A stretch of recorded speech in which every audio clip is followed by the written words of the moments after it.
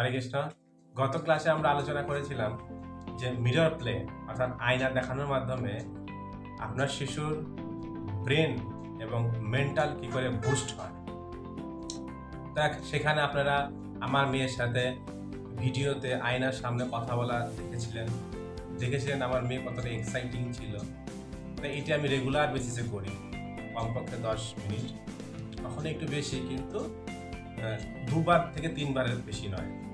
তো আজকে আমরা আলোচনা করব পিকাবু, বা অনেকে টুকি হিসাবে জানেন।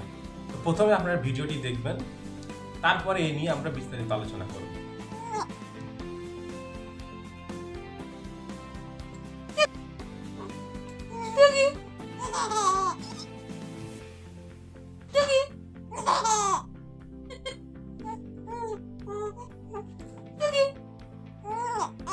আপনারা পিকাবু ভিডিওটি দেখলেন, আমার বাচ্চাকে কি করে পিকাবু বা টুকি বিষয়টাকে আমরা তার ভিতরে কন্টিনিউ করেছি, সেটা আপনারা দেখলেন, অবশ্যই আপনাদের ভালো লেগেছে।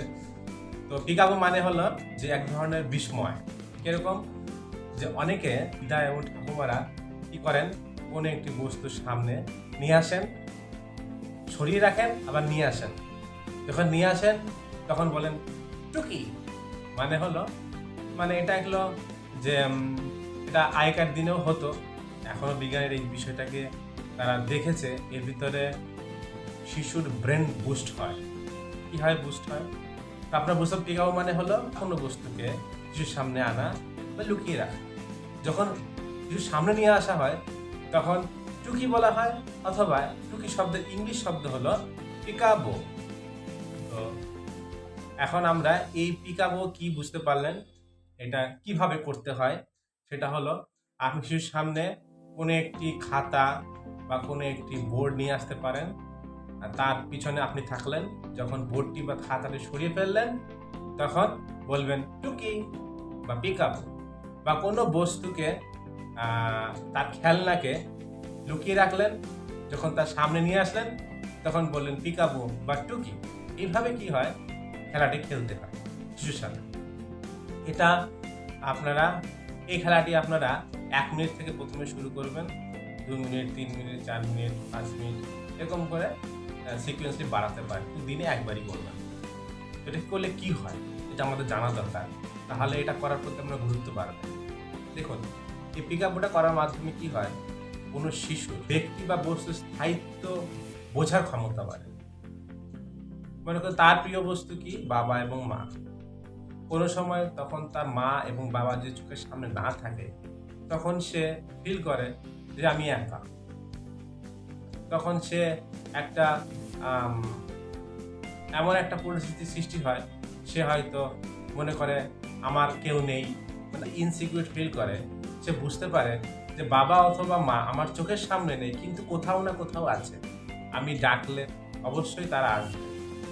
এর মাধ্যমে শুধু বাবা মাই নয়, তার খেলনা সেও তো খুঁজে পাচ্ছে না, কিন্তু সে কিন্তু মনে করবে না যে আমার খেলনাটি হারিয়ে ফেলেছে, সে জোরে চিৎকার করবে না। সে বুঝবে চোখের সামনে তার খেলনাটি নেই, কিন্তু খেলনাটি কোথাও আছে, যদি খোঁজে তাহলে সে খেলনাটি খুঁজে পাবে।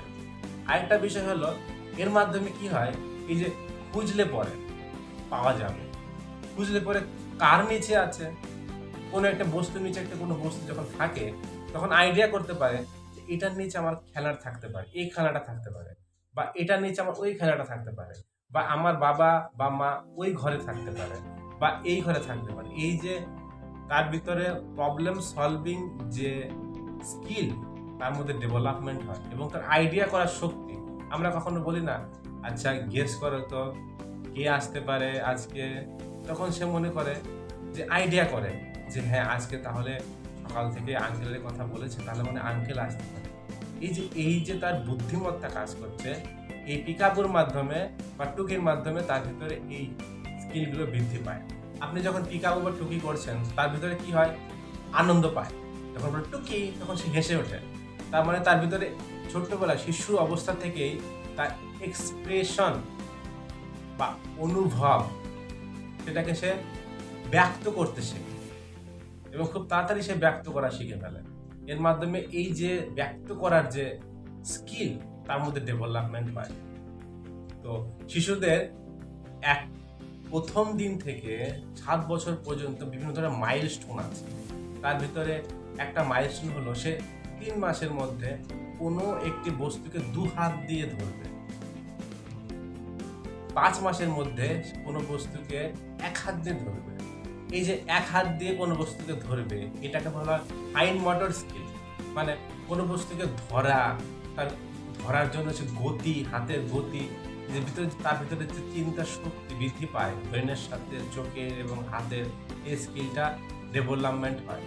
দেখা যাচ্ছে 7 বছর পর্যন্ত যে মাইলস্টোনগুলো আছে তার ভিতরে ফাইন মোটর স্কিলটি কিন্তু তার ভিতরে যখন ডেভেলপমেন্ট হয়, তাহলে যে কোনো ধাপ বা মাইলস্টোনগুলো খুব সহজেই সে রপ্ত করতে শেখে।